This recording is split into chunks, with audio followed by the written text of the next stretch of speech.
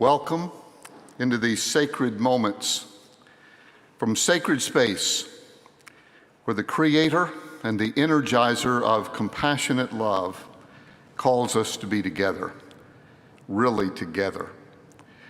Those of you who are with us today by live stream, those of you who will view these moments together in coming days, we trust that in each word, in each song, in each thought that we share, you will sense there is a love we will never fully understand, but which fully understands us. During these days, when abuse and discrimination, when physical harm is being experienced by many of our sisters and brothers in the LGBTQ+ community, let us gather around the one who is more gracious than those who put limits on God's grace allow themselves to imagine. Each and every human reflects the image of our Creator, and our diversity is not a mistake. Each person reflects a dimension of divine integrity and dignity and value. So we enter into these moments to appreciate and to affirm unity through diversity in a time and in a world when forced uniformity is so prevalent. We set aside these moments to worship the compassionate one who is beyond human understanding as we seek to better understand how to live compassionately among every beautiful and varied human being among us. Let us worship.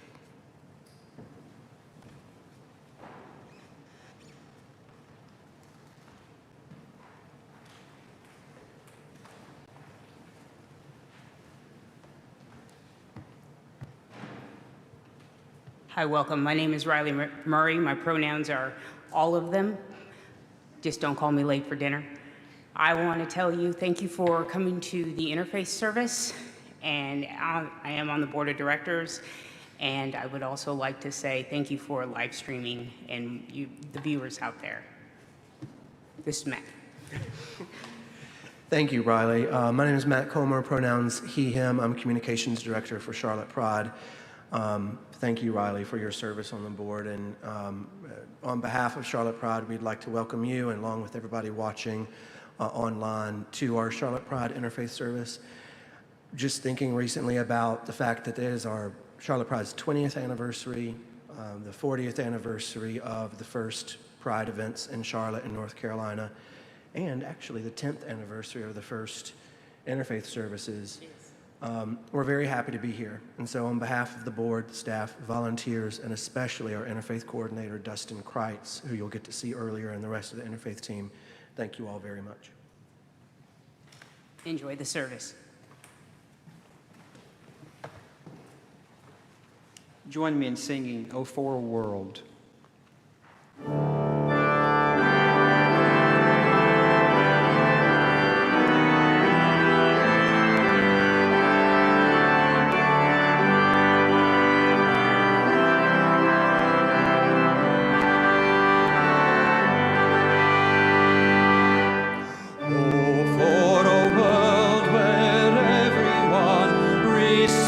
Each other's ways, where love is lived and all is done with justice and with praise.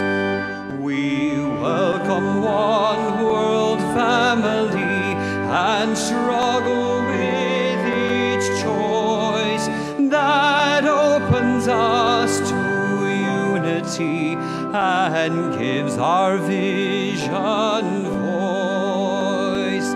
Oh, for a world preparing for God's glorious reign of peace, where time and tears will be no more, and all but love will cease.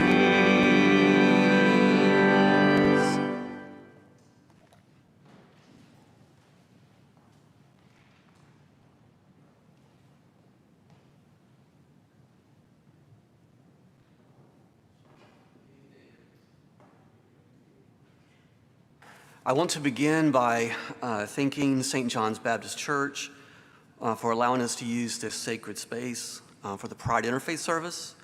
I also want to thank the Charlotte Pride board, staff, and interfaith team for all the incredible work that they've done to bring us here together as we figure out our way through COVID-19.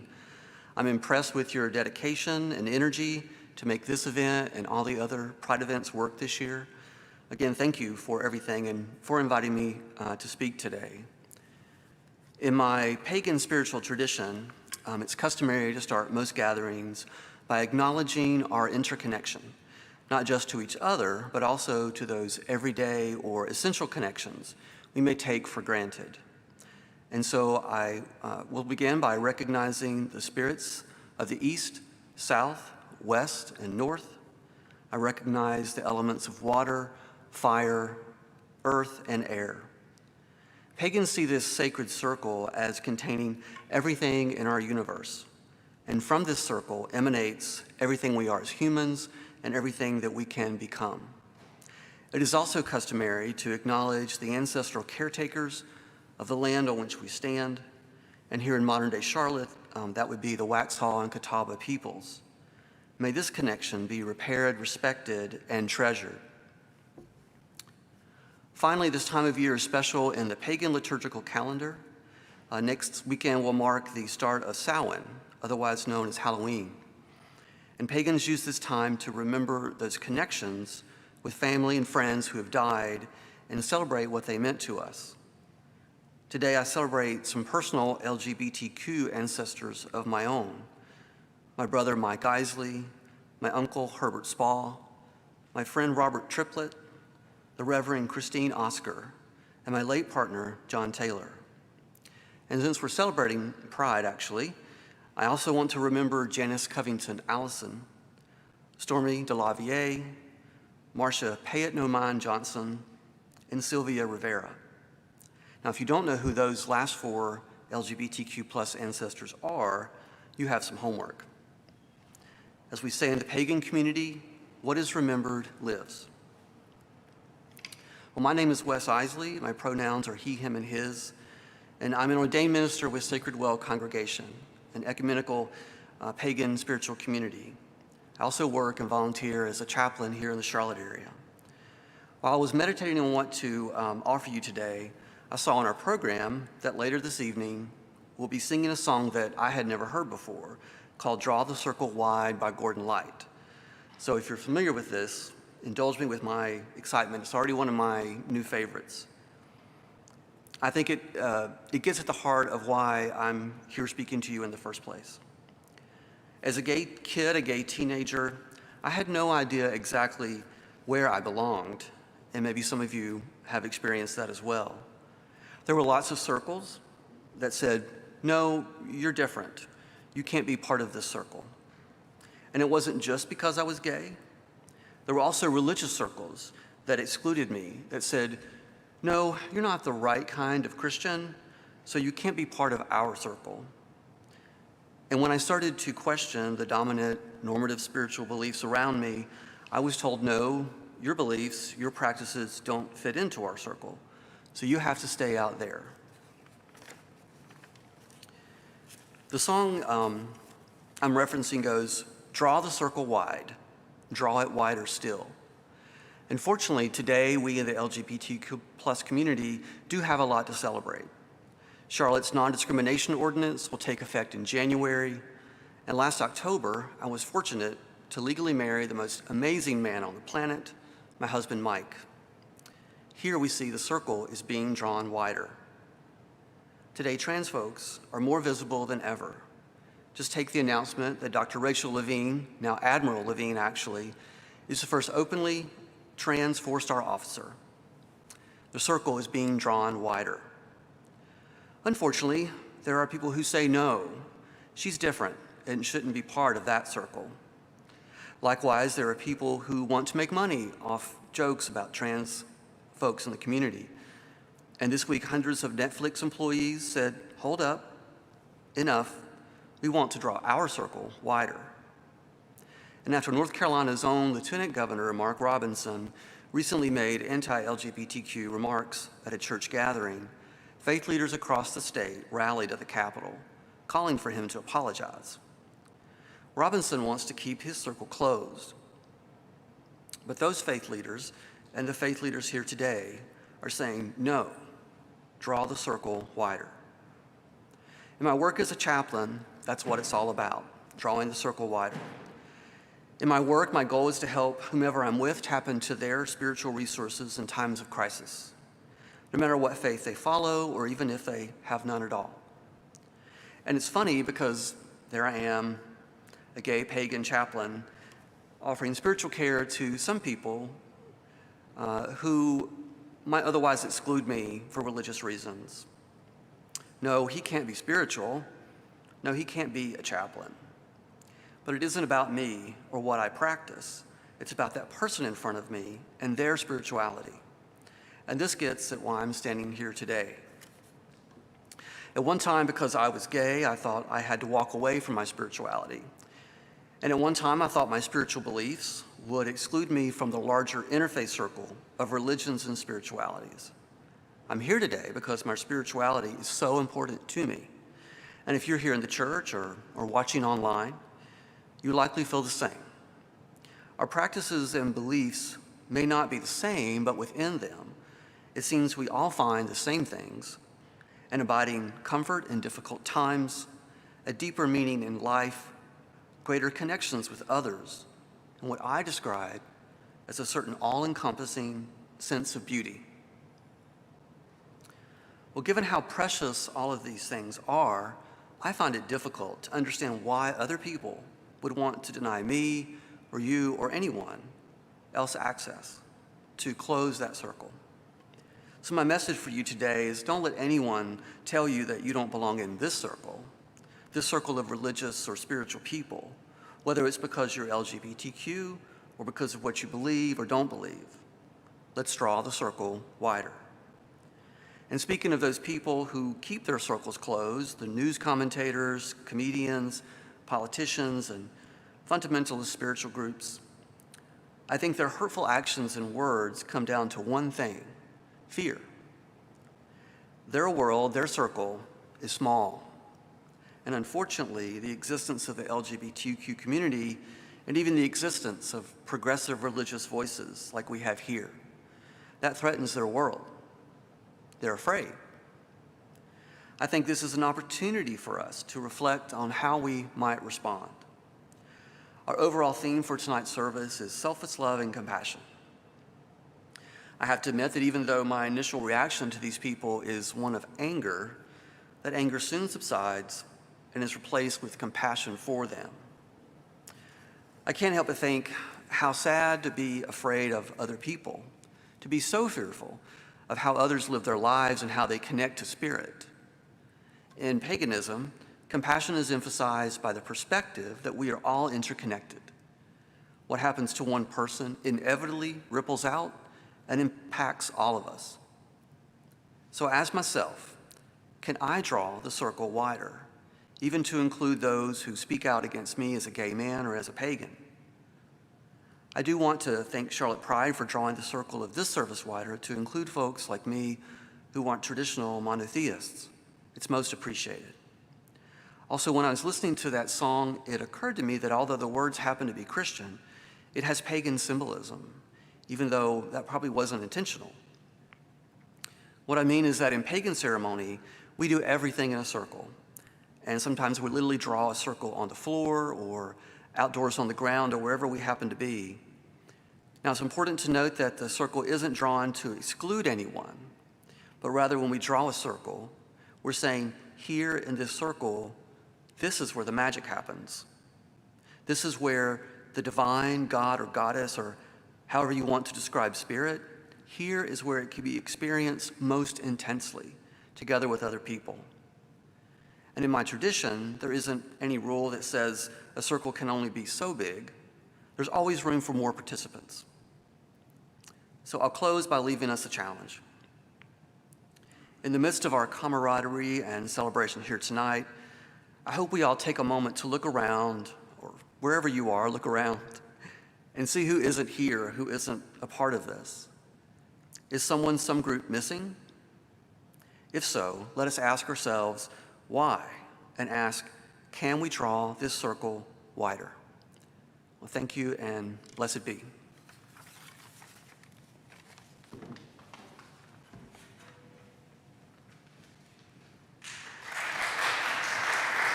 Greetings, everyone. I'm Eve Stevens. My pronouns are she, her, hers, and I'm one of the ministers of the Unitarian Universalist community of Charlotte. Thank you for having me here with you this evening. It's an honor to be part of this community. I'll start with a story.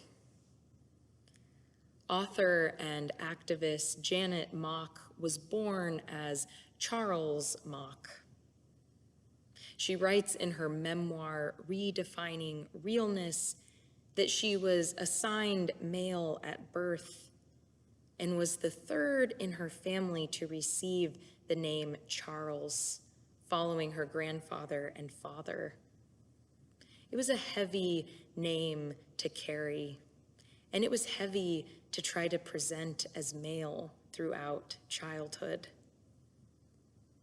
As a small child growing up in Hawaii, Janet sensed another world inside of herself. Janet's kindergarten best friend was a kid named Marilyn. They lived in the same two-story building in Kalihi public housing and spent all of their time together. One day, they were lying on the grass playing Truth or Dare. When it was Janet's turn, Marilyn dared her to steal her grandmother's muumuu from the clothesline, put it on, and run to the park across the street and back. Janet accepted the dare. She slipped into the muumuu, a dress much too large for her tiny little body, and started to run. Almost immediately, something started dancing deep inside the little boy named Charles. An aliveness woke up and laughed.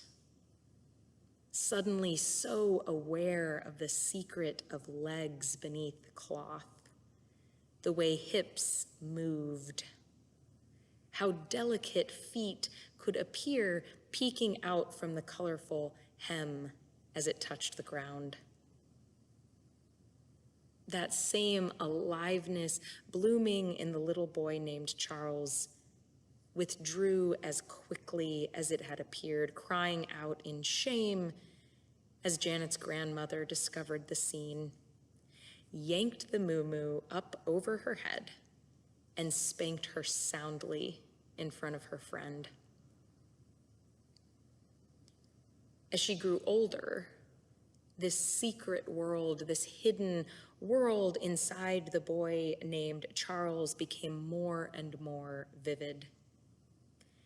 And the world around the boy named Charles grew dimmer, harder to recognize, harder to move through. Her father's anger over his son's quote-unquote sissy ways cut deeper. When Janet became a teenager, she realized there was no turning back. She could not live as Charles. She turned inward and journeyed downward, down and down. As she went, she let go of the baggy Ninja Turtle t-shirts and started wearing lip smackers, necklaces, and snug-fitting jeans. She guided her voice to a new octave. She let go of he and him and his. It was scary, thinking she might have to relinquish the love and protection of her family as she went. Scary to set aside the armor of social acceptance and approval. She journeyed downward, down and down until Charles was gone. Her family grieved his death. But slowly from out of this ending, a space was made for new life. Janet emerged, awakening little by little. She began dressing, talking, living as a young woman. There were still plenty of cold, lonely, dangerous days. But cousins and neighbors, friends began to see her, to know her as she was. In a society in which we are taught not to see, not to accept, not to understand, not to relate to Black trans women, like Janet Mock, people began to see her, to know her as she was. Janet Mock writes, "It is a dangerous and beautiful thing to live in the world and not to hide." As Janet emerged slowly over the years, people's recognition of her, their taking time to see her, brought Janet more and more alive. The Buddhist teacher and activist Thich Nhat Hanh writes, "To be loved means first of all to be recognized as existing. To be loved means first of all to be recognized as existing." Learning to live in the world and be seen. Learning to see one another. Learning to feel deeply and honor one another's presence. That is the practice of compassion. Mastering this practice is no small task, but rather the work of a lifetime. As those lines from Ezekiel read in the Hebrew Bible, "A new heart I will give you, and a new spirit I will put within you, and I will remove from your body the heart of stone and give you a heart of flesh." Wisdom from a God who wants people to move through the world with a tender heart, a heart that can feel. Compassion, that spiritual discipline taught by a multitude of religious traditions, that practice pursued by so many people of faith. That practice that asks us to pause, breathe, and acknowledge the heart beating in everyone around us. Compassion, that spiritual discipline that will not allow us to other, calling us instead to recognize ourselves not only within those confined at the margins of our society, those confined at the margins of our communities. Compassion does not allow us to separate ourselves even from the oppressors. Thich Nhat Hanh writes in his poem, "Please Call Me by My True Names," "I am the frog swimming happily in the clear water of a pond, and I am the hungry grass snake." It's a complex and painful truth of our inherent, intricate interconnectedness with one another. We cannot separate ourselves from those who do harm in the world. Such a painful truth that all of us are victims of harm, observers of harm, and agents of harm, depending on the context, sometimes all at once. We too have othered, given labels that frame someone as strange, as alien, as criminal, as threat, rather than kindred. We too have at one time or another done nothing when our siblings of other faiths, skin colors, genders, political parties, sexualities are scared, are hurting, are dying. Thich Nhat Hanh insists, please call me by my true names so I can wake up and so the door of my heart can be left open, the door of compassion. The Jewish teacher and writer Ariel Berger writes, I think there are so many teachings or stories, tools, and methods from religious traditions that we can repurpose or refine or bring back to life or recontextualize and use in ways that perhaps the authors of these ideas would have never imagined. He continues, there's a lot from religious traditions that I think we need right now, and not just in a religious context, but in the street and in all of our interpersonal relationships. Ideas, he says, that we don't necessarily take seriously, but if we did, I imagine a world that's very different. Compassion is one such religious teaching, one such spiritual discipline that, if taken seriously, would certainly make for a different world. So let us practice. No matter how many times we have to learn the lesson, no matter how many times we are clumsy with or even indifferent toward one another's hearts, we can try again. We can pause, breathe, and look more closely. See someone we didn't take the time to see before. Someone we have never honored or loved with our attention. We can be among those giving small gifts of compassion, bringing someone in front of us more fully alive. Here tonight, in this vibrant, diverse community, let us renew our vow and seek together that transformative, life-giving revelation that we, all of us, are kindred. Blessed be. Amen.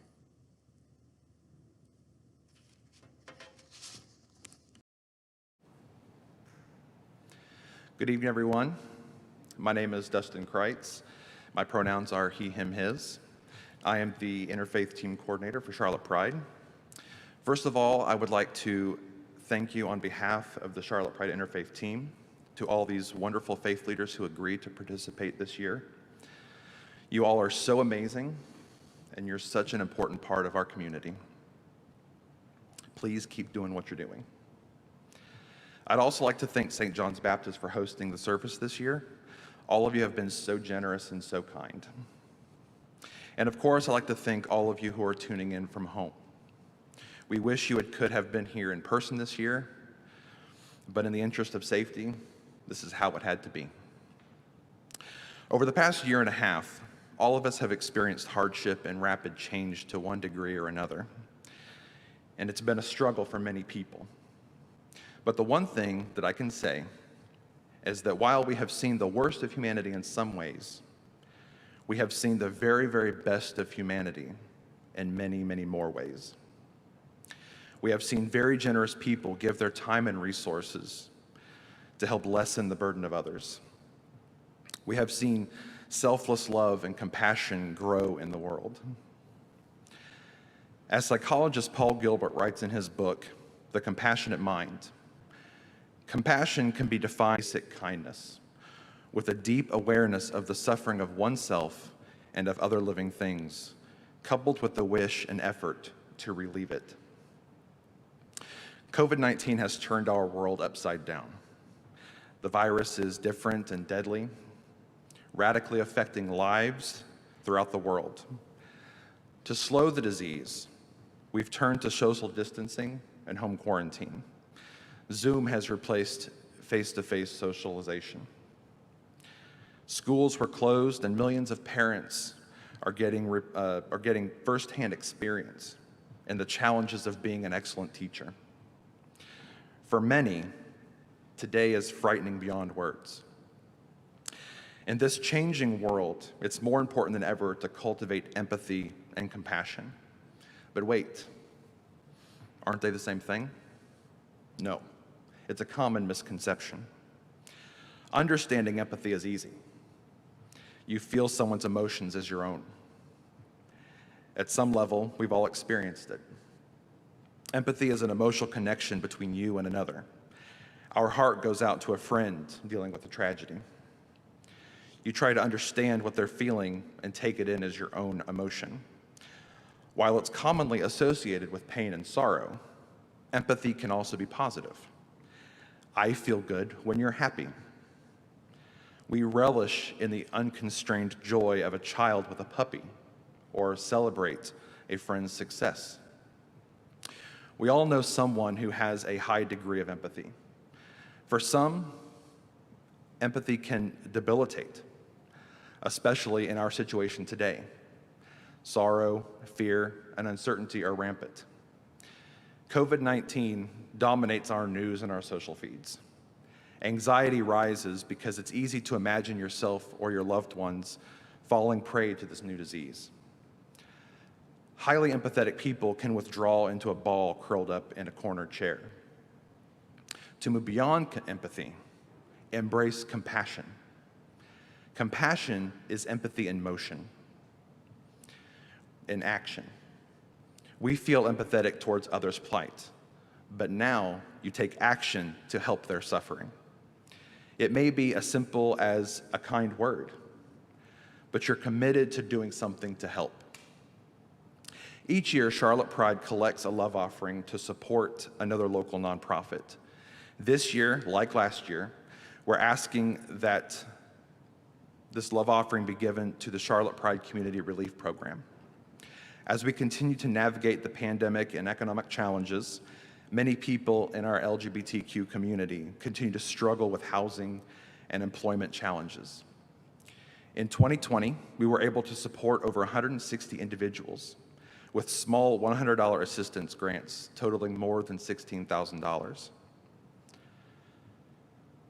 This year, your donations will assist us with offering another $15,000 or more in larger direct emergency assistance grants of $500 each. Every dollar will benefit an LGBTQ person navigating homelessness, who is unemployed, or who is underemployed. You can make a one-time or recurring donation online at charlottepride.org/donate. So thank you for your kindness, and thank you to the Foundation for the Carolinas and the United Way of Central Carolinas for their continued support for the Charlotte Pride Community Relief Program. Please enjoy the rest of the service.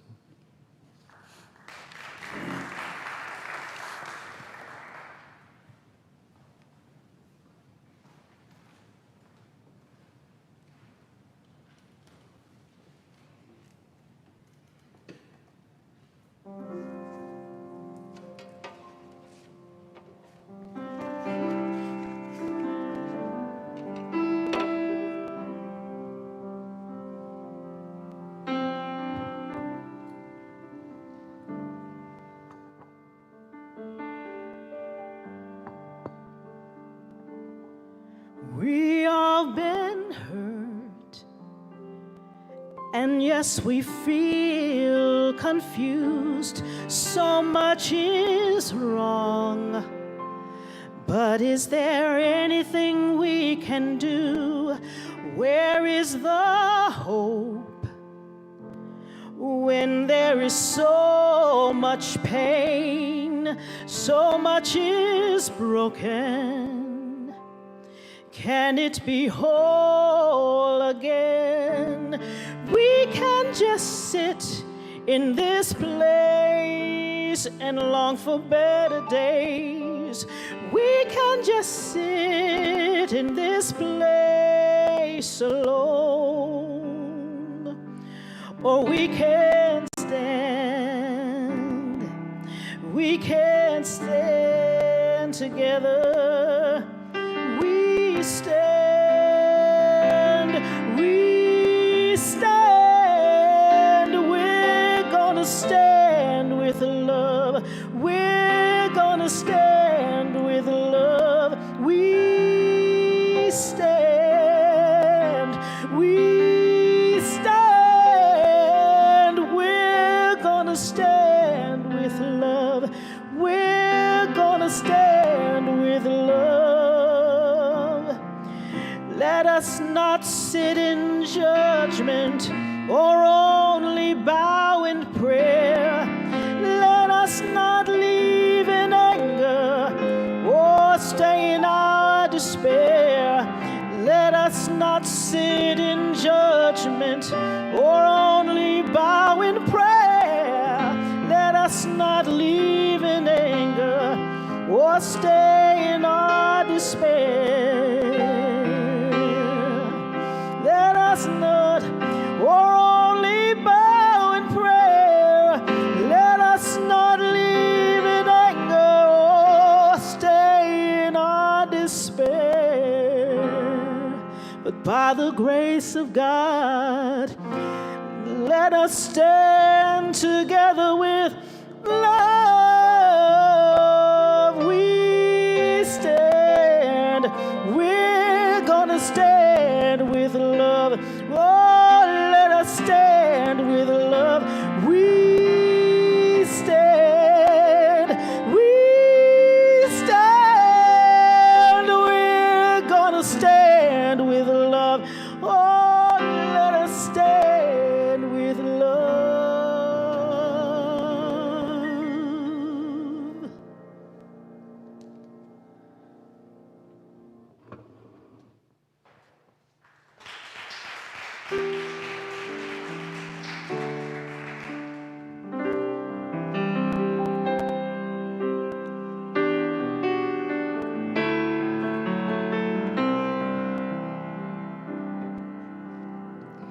When you're not sure who you really are, when all you feel is the shape of your scar, and you have more wounds than you can count. Open your eyes, look all around. You aren't alone, this is your home.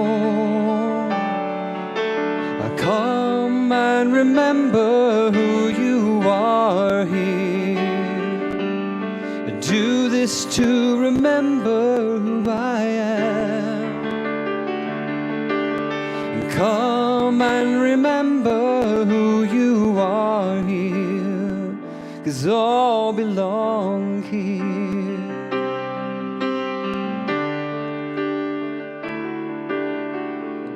When you don't know how to forgive, when locked doors seem like the only way to live, and you've got more questions than you can count. Open your eyes, look all around. You're not alone, this is your home. And come and remember who you are here. Do this to remember who I am. And come and remember you belong here, 'cause all belong here.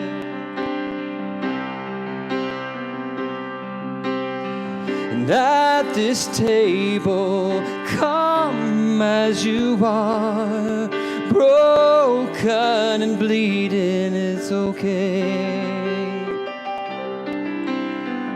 At this table, eat and be filled. Come and drink in this grace.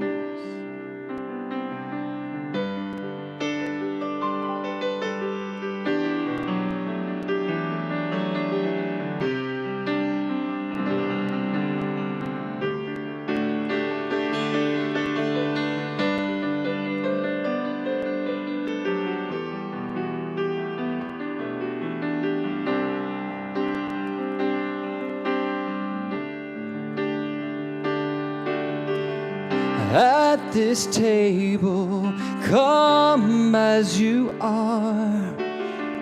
Broken, bleeding's okay. At this table, eat and be filled. Come and drink of this grace. Come and remember who you are here. Do this to remember who I am.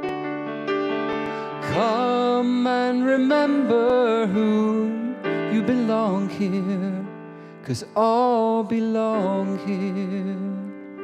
All belong here. All belong here.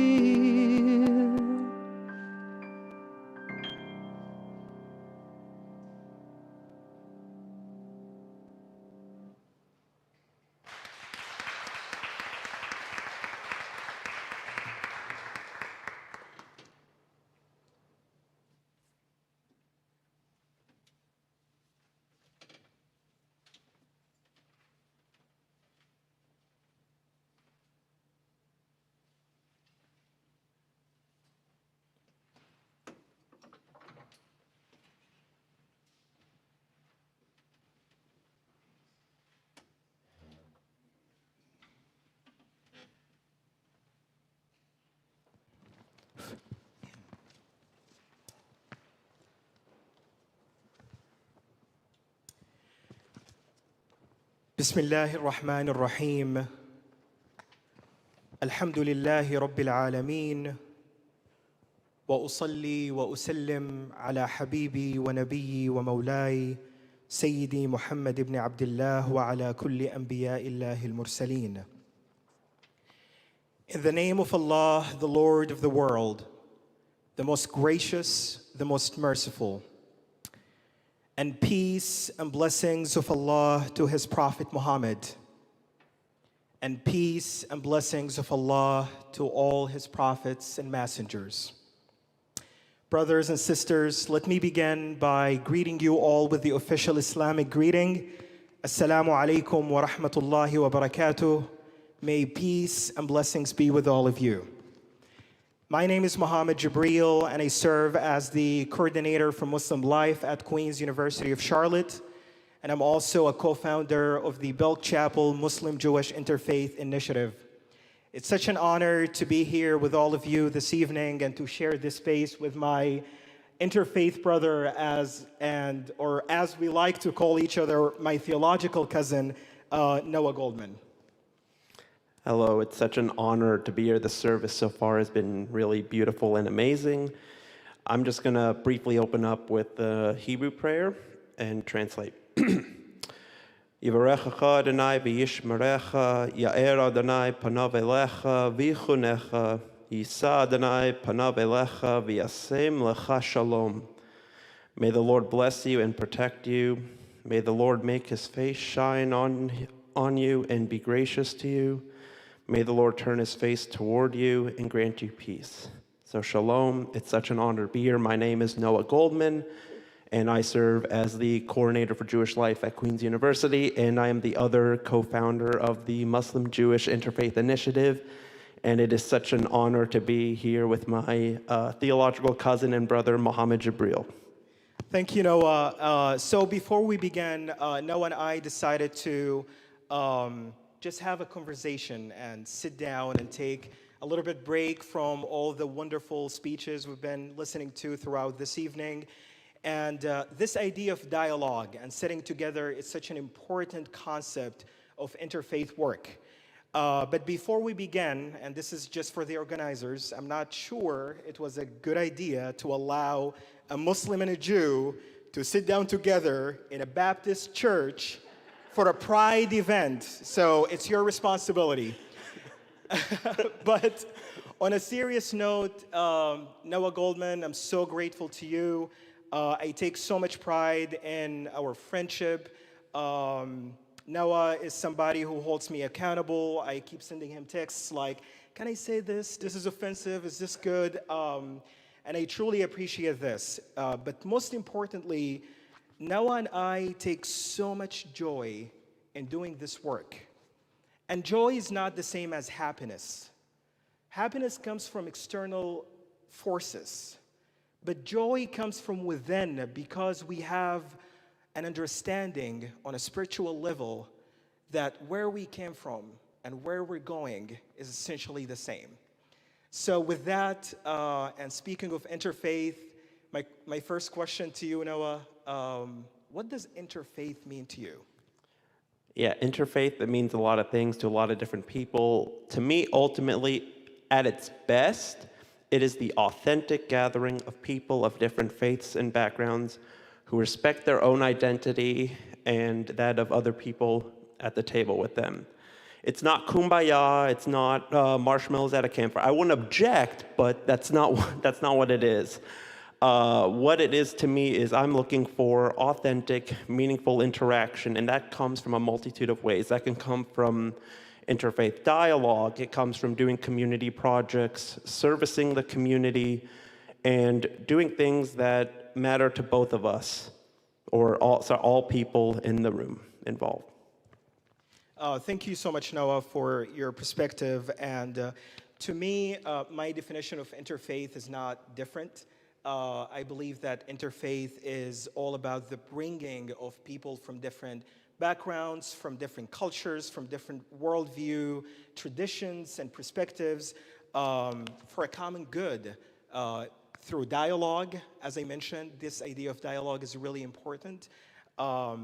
But most importantly, and this is what I share with our students at Queen's University all the time, interfaith is not actually about religions. It's not about faith traditions. Interfaith is about people and building community together. And I would like to mention here one of the most wonderful people I've met when we were students at Queen's University, Chris Stidman. Chris is actually the chaplain at Harvard University. And when we hear the word Harvard, we think about a religious figure. But Chris doesn't believe in any religion. He wrote a wonderful book, it's called Faithist, where he talked about his atheist identity and his faith and commitment to interfaith work.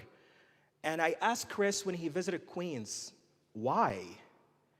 And he told me, Muhammad, because in our today's world, our ignorance of one another will increasingly be costly.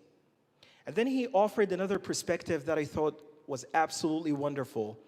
He told me to be able to understand the history of the world, where we were and where we are going, we have to understand the minds and the traditions and the teachings of the people who shaped this history.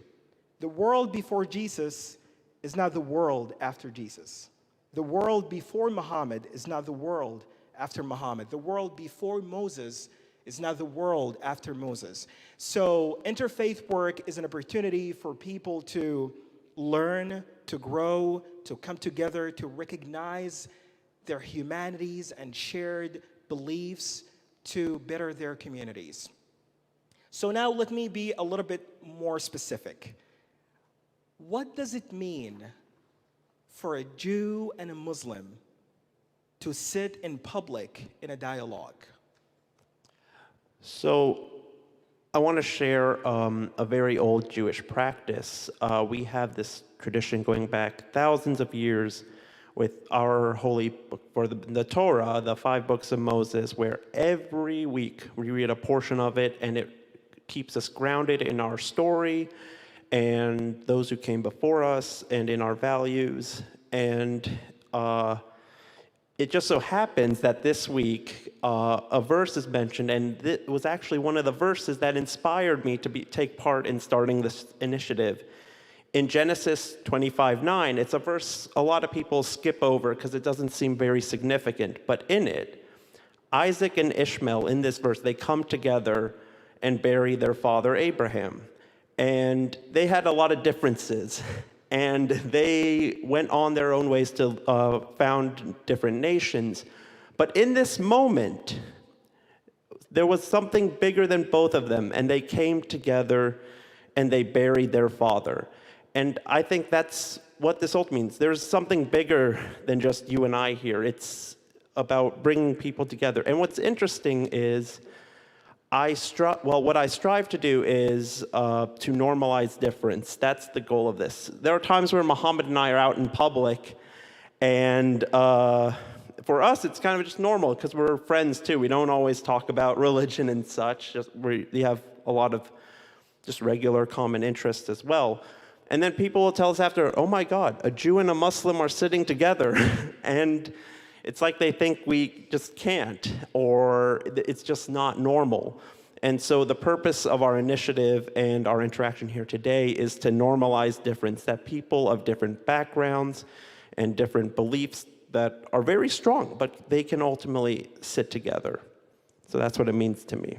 Thank you so much, Noah, again, for this wonderful perspective. And I remember when you told me about the story of Isaac and Ishmael, the forefathers of the Jews and Muslims. They were brothers. Of course, they had their differences like any family. Jews and Muslims are theological cousins, and cousins like to fight. They like to tease each other from time to time, but they are one people. And I'm deeply convinced that we are united by our differences as much as we are by our similarities. And to me, when a Jew and a Muslim sit down together in a dialogue, they reflect the ethics of pluralism. And when people hear about pluralism, they think about diversity. But pluralism is not just the fact of diversity, but it's how we respond to diversity. I'm going to say this is an unpopular opinion, and I fully recognize that we are in a Pride event, but I don't think diversity should be celebrated. Diversity is beautiful. We should embrace diversity, but we shouldn't celebrate it because it's not an accomplishment. We are diverse, whether we like it or not. I did not decide to come to this world as a black man, and I did not decide to come to this world as a man. I did not decide to come to this world from Saudi Arabia or from Sudan. You told me that a part of your family is from South Africa. Did you make that conscious decision to come to this world as South African? No, I was never asked. Thank you, exactly. But how we engage this diversity, how we respond to this diversity, that's what really matters. That's why I believe that interfaith efforts in general should not be the mere tolerance of a religious diversity, but rather the active seeking of understanding across lines of difference. And I'm going to go back again to what Chris told me.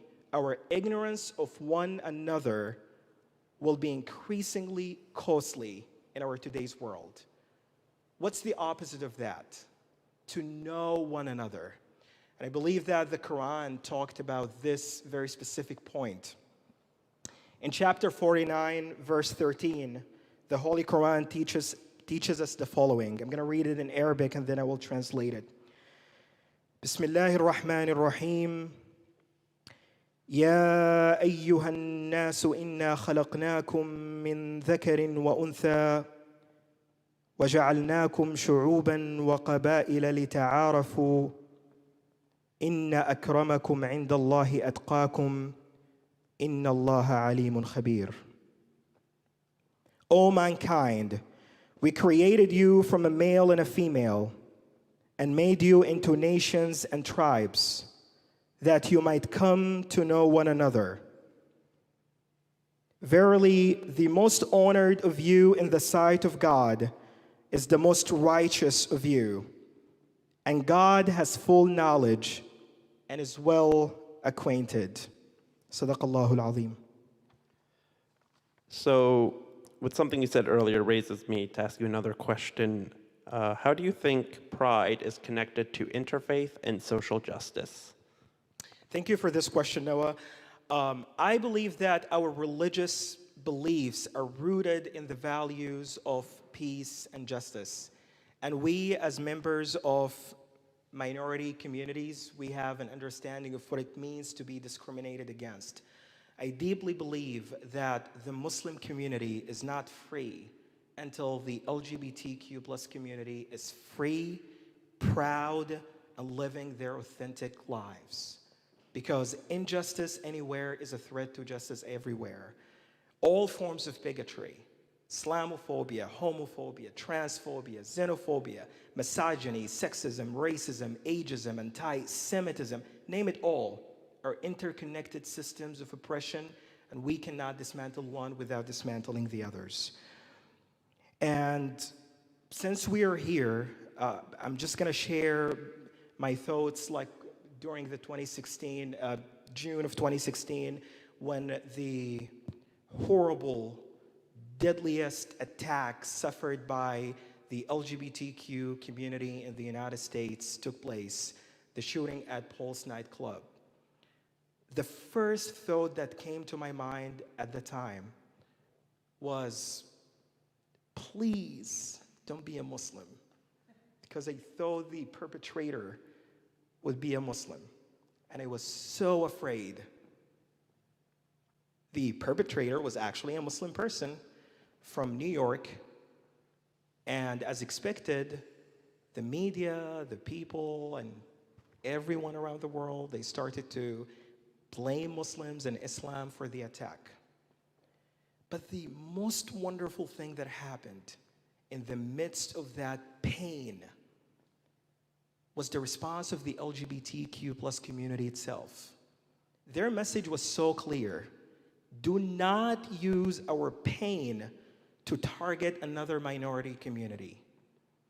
That's why we cannot fight for injustices against some groups and not against others. So the liberation of the American Muslim community is directly linked with the liberation of all minority groups: Black, Latino, gay, Jewish, trans, and every other community that has faced discrimination and oppression in this country. But I want us to end with a positive note. Where in your worldview tradition do you find inspiration to live a life that recognizes the humanity in others? It's a very good question. I read recently a quote from the late Elie Wiesel, and he said, "It is the otherness in the other that fascinates me." And what I really get from that is we don't have to all sacrifice our identities to be one. No, we can be one while maintaining who we are. It's a little bit of a cliche to say this, but it's in all our holy scriptures and traditions that every human being is made in the divine image of God. You and I are. Everyone in this room is made in the divine image of God. Everyone watching is. Everyone not watching is. We're all made in the divine image of God. And we can't just say that as a cliche. We have to truly mean it. People who are different than us, people who have different beliefs than us, people who frustrate us are all made in the divine image of God. And we have to work to remember that. And I also remember a quote from another rabbi I heard, and he said, we must learn to remember that it is the people not like us that are people just like us. I'll say that one more time. It is the people not like us who are people just like us. And we have to always remember that. Thank you, Noah. I'm going to end with a hadith, which is the saying of the Prophet. He said, Allah does not look at your appearance or attire, but he looks at the condition of your hearts and deeds. So my brothers, my sisters, it doesn't matter who you are or where you come from or what you look like or who you love. What truly matters is your heart and your good doing. Thank you for listening to us. Thank you all.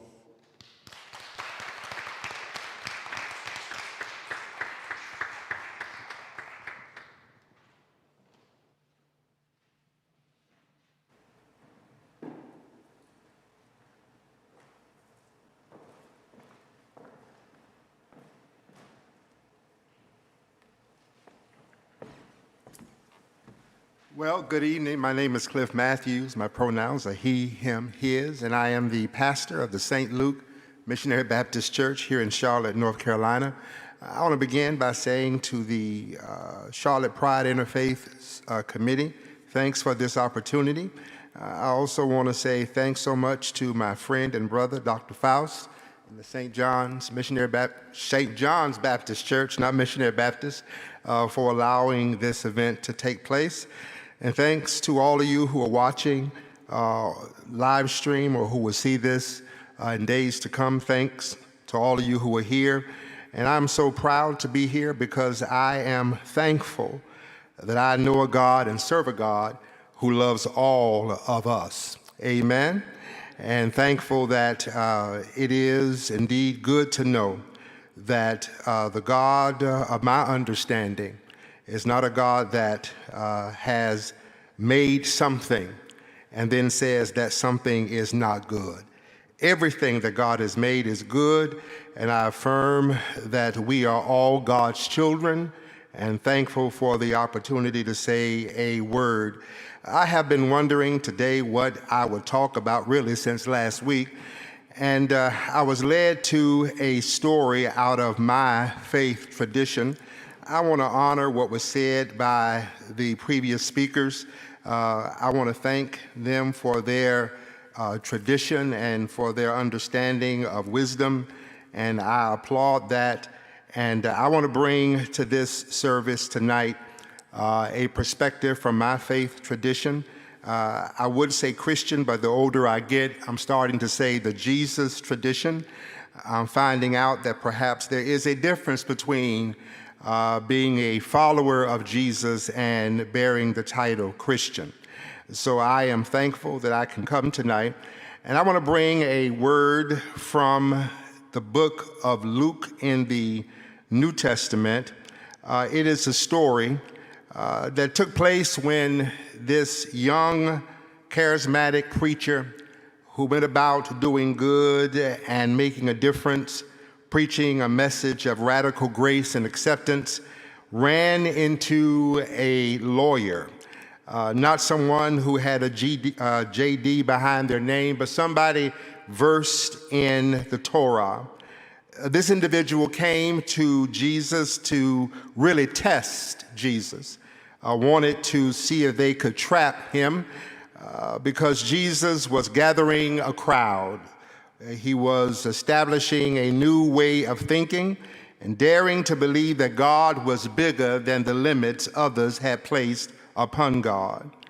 This lawyer, this teacher of the law, this student of the law, the Torah, came to ask a question, a profound question, one that all of us perhaps at some time in our lives will ask, and that is an existential question. The question is, what must I do to have life that keeps on living? In other words, what do I have to do now so that when I'm gone, somehow I continue to make a difference? How do I inherit eternal life?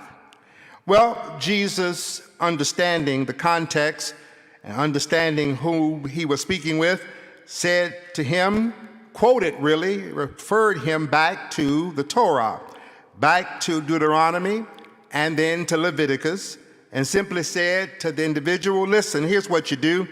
Why don't you love God with everything that you have? And then do what Leviticus says to do, love your neighbor as yourself. At this point, this lawyer understood there was a problem because the real difficulty is not so much to love God with all that we have. That's perhaps easier than loving folk who we don't always understand, to love them as ourselves. So the question that the lawyer had for Jesus was simple. Tell me, who is my neighbor? If to get eternal life, I have to love you, love God with all my heart, and love my neighbor as myself, could you answer the question, sir, who is my neighbor? Now, at this point, Jesus could have very easily said, well, your neighbor is anybody, but no. Jesus told a story.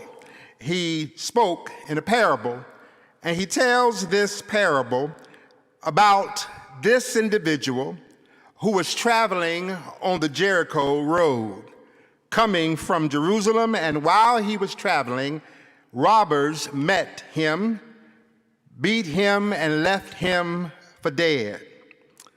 Jesus says that as this brother lay on the side of the road, as if he were perhaps about to die, somebody passed by, a preacher, maybe with a collar and a Bible, whatever, came by, looked over and saw this person on the side of the road, half dead, and decided, not today. He kept going. Also on the road, not only was there a preacher, there was also a minister of music, a Levite, also showed up. Seeing this brother, this minister of music decided, no, not going to stop, not my issue, not my concern. Maybe this individual took the cue from the preacher and decided, well, let's go on and keep on moving. But the preacher and the minister of music decided, let's keep going. But when you know it, on that same road was a Samaritan. Now, if you understand the context of that term, Samaritan, you would know that the Samaritans and the Jews did not get along well. It's a long, complicated story, but just understand they were related. They were cousins, as it were. They had a historical tie. But the Jews and the Samaritans were like oil and water. You could shake them up in the context in a container, but eventually they go right back to what they always have been. They just did not get along.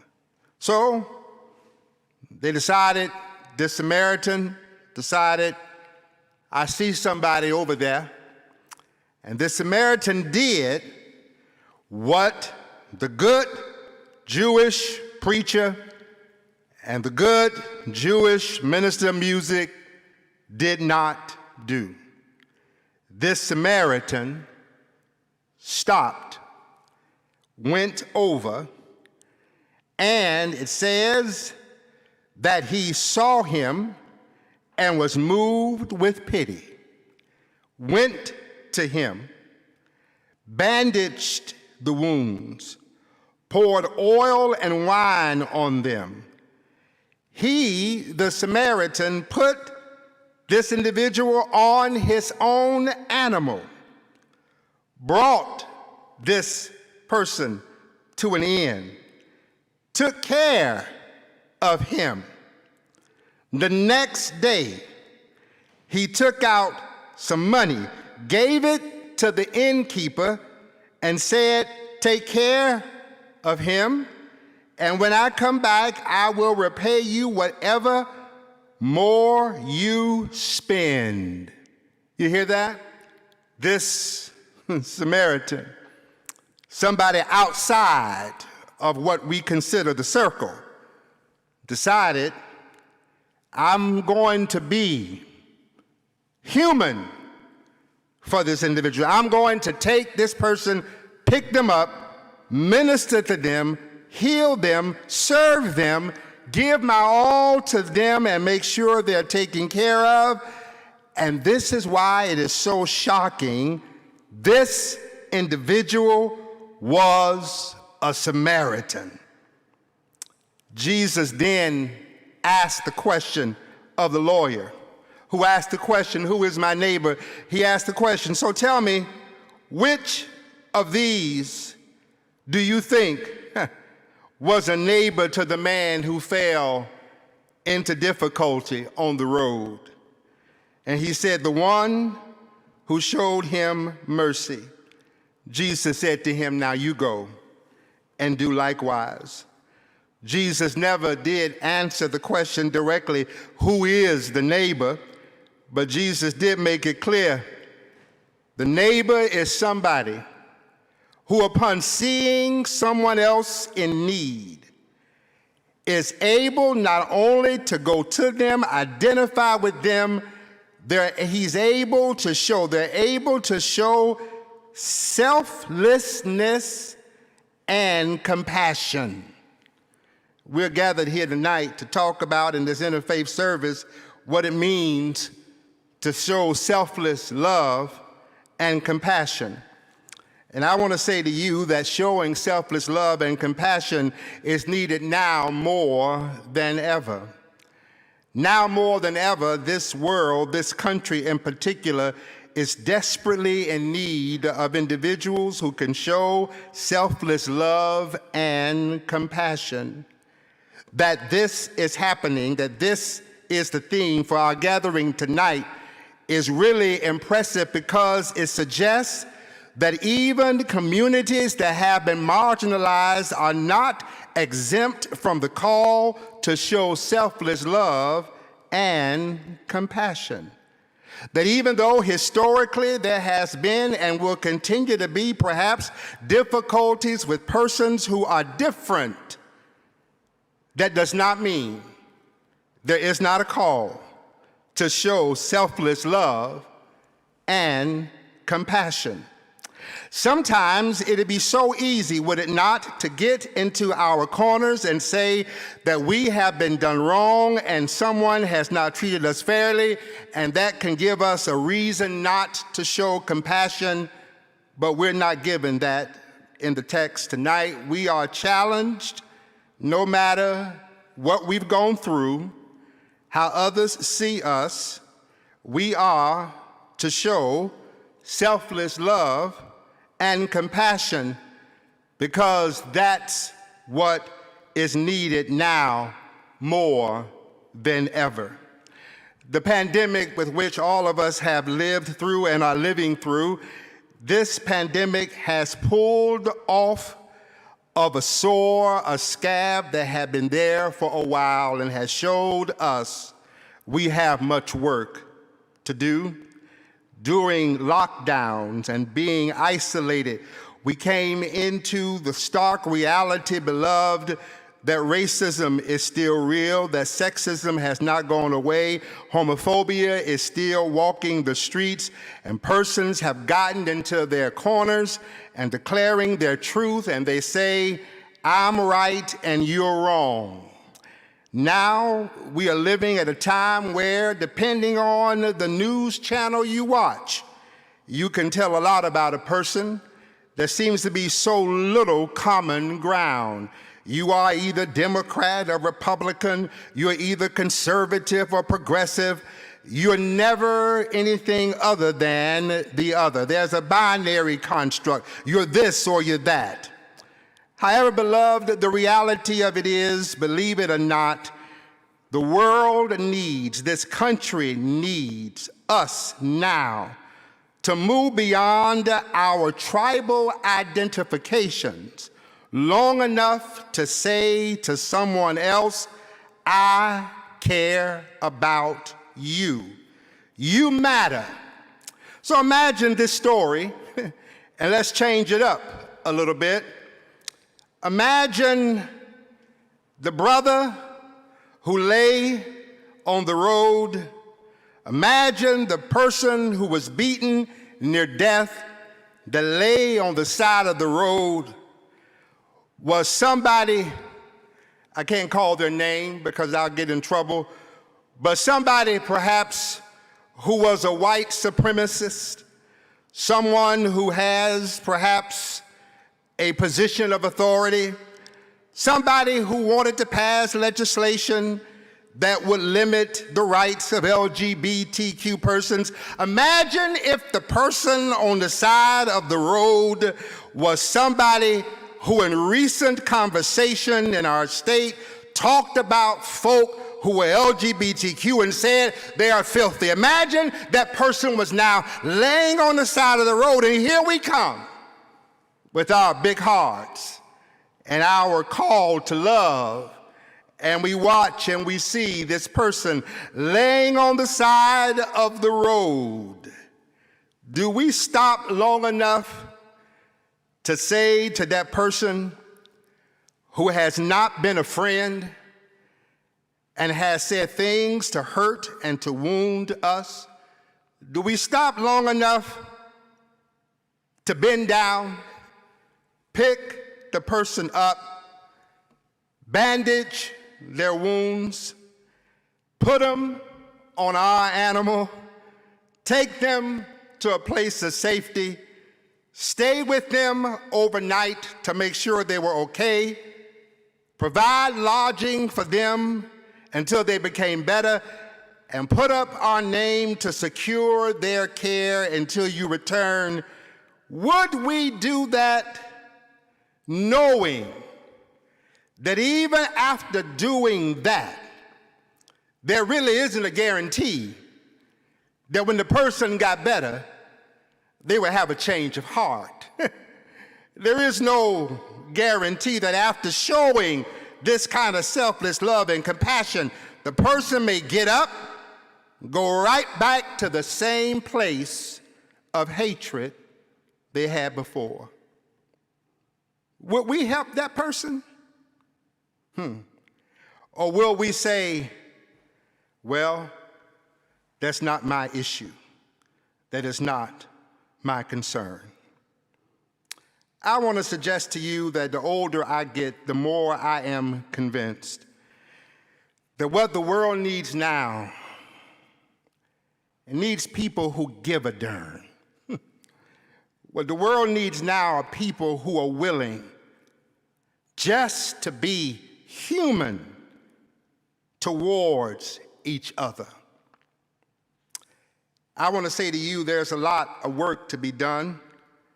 There's a lot of work to be done both within the LGBTQ plus community, and there's work to be done outside of it. There is work to be done. The recent conversations that many of you are having concerning the comments of comedian David Chappelle suggest there's a lot of work to be done. I haven't come to defend him, but I am coming to suggest that what he may have been pointing to is the fact that we do have some problems in-house. There's a lot of work to be done. We have a lot to work through. But beloved, the way we do that is by showing selfless love and compassion. We do that by daring to care for each other, even when there is no guarantee that such caring will really make a difference in the short term. I want to suggest to you that as long as we stay in our camps, and as long as we stay in our tribe, and as long as we say, I'm right, you're wrong, and I don't care, the longer we do that, the more we are adding to the toxicity that exists in our culture that has turned neighbor against neighbor and added more confusion to the question asked, who is my neighbor? For the record, your neighbor is the person who sits next to you, the person who resides next to you, the person with whom you pass by every day, the person on your job who cannot support anything about you. That is still your neighbor, the person who you know has nothing in their heart but hatred. That person is your neighbor. I would tell you in my tradition, this Samaritan, they call the Samaritan good. I don't like that, because to call the Samaritan good is to suggest Samaritans aren't good. It's almost like, I won't go there, but it is to suggest, in my tradition, that the greatest example of this kind of selfless love and compassion was given by the one who told the parable. His life did not end perhaps the way he planned, but yet, because of his selfless love and compassion, many have come to know something more to life than what they had known before. Selfless love and compassion in the vein of the Samaritan is never easy. It will cost us something. There is no guarantee that it would change in the short term, but I am going to suggest in the long run, if you take a long view of history, you can say with certainty, it may not change the person today, but I believe that love like this, when done like this, will change not only the person, but it may change indeed the whole world. Amen.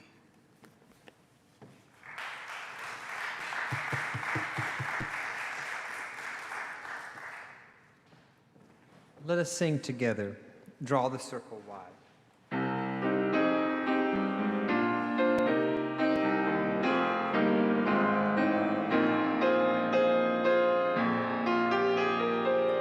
Draw the circle wide, draw it wider still. Let this be our song, no one stands alone, standing side by side. Draw the circle wide. God, the still point of the circle, around whom all creation turns, nothing lost but held together in God's gracious arms. Draw the circle wide, draw it wider still. Let this be our song, no one stands alone, standing side by side. Draw the circle wide. Let the dream we dream be larger than we ever dreamed before. Let the dream of God be in us, open every door. Draw the circle wide, draw it wider still. Let this be our song, no one stands alone, standing side by side. Draw the circle wide.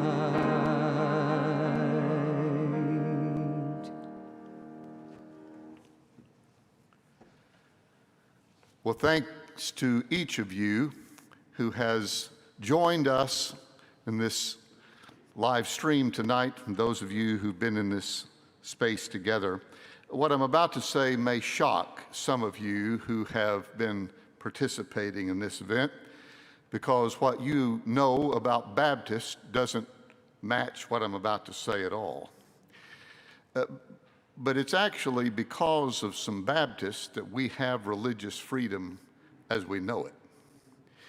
And most Baptists have forgotten that. And most people of other religious traditions have never heard that. But there were some folks named Thomas Helwys and John Smith who were actually thrown in prison or banished from their nations because they brought religious freedom to bear. There's a fellow named John Bunyan in prison who wrote Pilgrim's Progress because of his religious freedom. There's a fellow named Roger Williams who started some religious freedom, and a fellow by the name of John Leland who wrote all night to get to the framers of the Constitution and the Bill of Rights. to write religious freedom into this nation's founding documents. This is one of those Baptist congregations that remembers that very well.